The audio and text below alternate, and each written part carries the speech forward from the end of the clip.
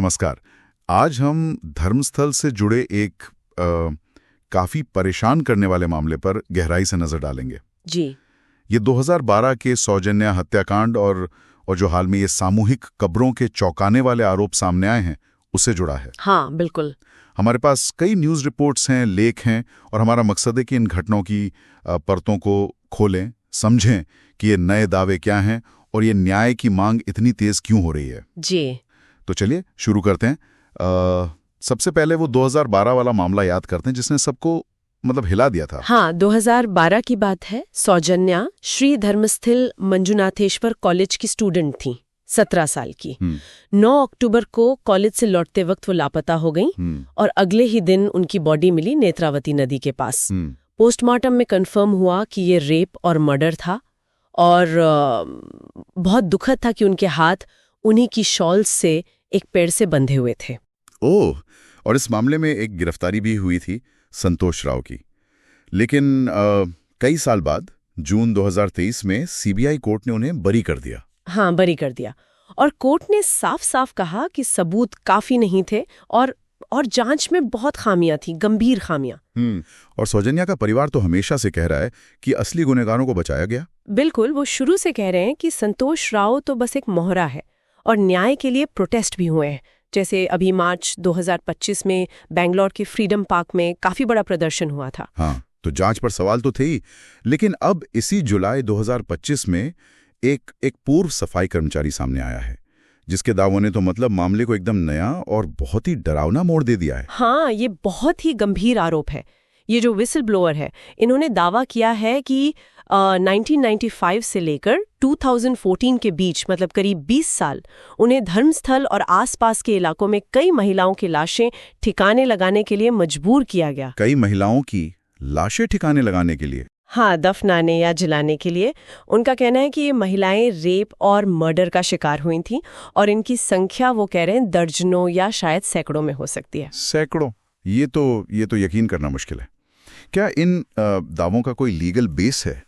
कुछ हुआ है इस पर? हाँ, देखिए, 11 जुलाई 2025 को बेलथांगड़ी कोर्ट में मजिस्ट्रेट के सामने इनका बकायदा बयान दर्ज हुआ है, शपथ लेकर। अच्छा। और इसके बेस पर बीएनएस यानी भारतीय न्याय संहिता की धारा 211A के तहत केस भी दर्ज किया गया है। ये धारा बेसिकली गलत आरोप या झूठी सूचना देने से रिलेटेड है, ताकि जांच हो कि दावों में सच्चाई है या नहीं। और एहतियात के तौर पर उन्हें कर्नाटक सरकार की जो विटनेस प्रोटेक्शन स्कीम है, उसके तहत प्रोटेक्शन भी दी गई है, सुरक्षा दी गई है। जी। और कुछ शुरुआती खबरें ये भी हैं कि उनकी निशानदेही पर कुछ मानव अवशेष जैसे खोपड़ी के हिस्से वगैरह मिले भी हैं। बाप रे। तो ये जो नए इतने भयानक आरोप हैं, ये सौजन्या वाले केस से, 2012 वाले मामले से कैसे जुड़ रहे हैं? क्या कनेक्शन है? देखिए, जो वकील हैं, एक्टिविस्ट हैं और जो लोग सौजन्या के लिए न्याय मांग रहे हैं, वो मानते हैं कि ये नए आरोप उन पुराने शक को पुख्ता करते हैं कि सौजन्या केस की जांच ठीक से हुई ही नहीं थी। अच्छा। शायद किसी दबाव में, धर्मस्थल के अपने समीकरणों के चलते सबूतों को अनदेखा किया गया या जांच को भटकाया गया। सीबीआई कोर्ट का जो फैसला था संतोष राव को बरी करने का, उसमें भी तो जांच की कमियों का जिक्र था। हाँ, सही कहा। तो ये नए आरोप सवाल उठाते हैं कि कहीं ये सब एक बड़े पैटर्न का हिस्सा तो नहीं था। क्या सिर्फ सौजन्या का मामला था या और भी बहुत कुछ था जो दबा दिया गया? तो इसका मतलब ये हुआ कि बात सिर्फ सौजन्या की नहीं, बल्कि शायद कई और अनसुलझे मामलों की हो सकती है। तो अब आगे क्या हो रहा है? क्या कदम उठ रहे हैं? अब जो सबसे बड़ी मांग उठ रही है वो है एक स्पेशल इन्वेस्टिगेशन टीम, मतलब SIT। SIT? जी, SIT। ऐसे गंभीर और पेचीदा मामलों के लिए SIT ही बनती है अक्सर, जिसमें खास एक्सपर्टीज और निष्पक्षता चाहिए होती है। कई सिविल सोसाइटी ग्रुप्स, महिला आयोग, सीनियर वकील, यहाँ तक कि कुछ पॉलिटिकल पार्टीज भी एक इंडिपेंडेंट SIT की मांग कर रही हैं। किस तरह की SIT? मतलब उसका दायरा क्या होगा? मांग ये है कि ये SIT सिर्फ इन नए सामूहिक कब्रों वाले आरोपों की जांच न करे, बल्कि सौजन्या मामले को भी फिर से देखे और साथ ही पिछले कई दशकों में उस इलाके से जो दूसरी महिलाएं लापता हुई हैं, उनके मामलों को भी खंगाले।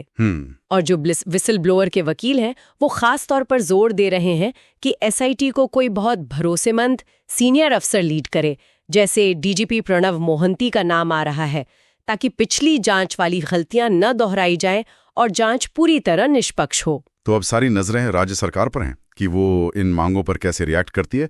क्या वाकई एक ऐसी पावरफुल और इंडिपेंडेंट एसआईटी बनती है जो सच सामने ला सके? बिल्कुल बिल्कुल। देखने वाली बात यही होगी कि सरकार कब और कैसे एसआईटी बनाती है, और ये भी कि क्या कोर्ट विसल ब्लोअर को जांच टीम के साथ उन जगहों पर जाने की परमिशन देता है जहां लाशें दफनाने या जलाने का दावा किया गया है। ये जांच के लिए बहुत जरूरी होगा। हाँ बिल्कुल।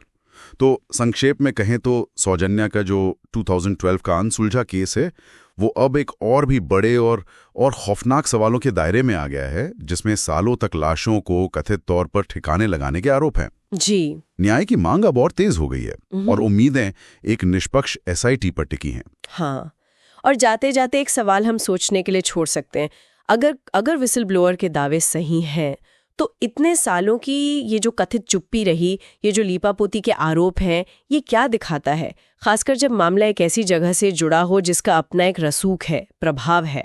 ये स्थिति कहीं ना कहीं ये सवाल उठाती है कि पावरफुल सिस्टम्स के सामने न्याय पाना कितना मुश्किल हो सकता है, और ऐसे जटिल मामलों में जवाबदेही तय करने के लिए असल में हमें कैसे सिस्टम्स की जरूरत है।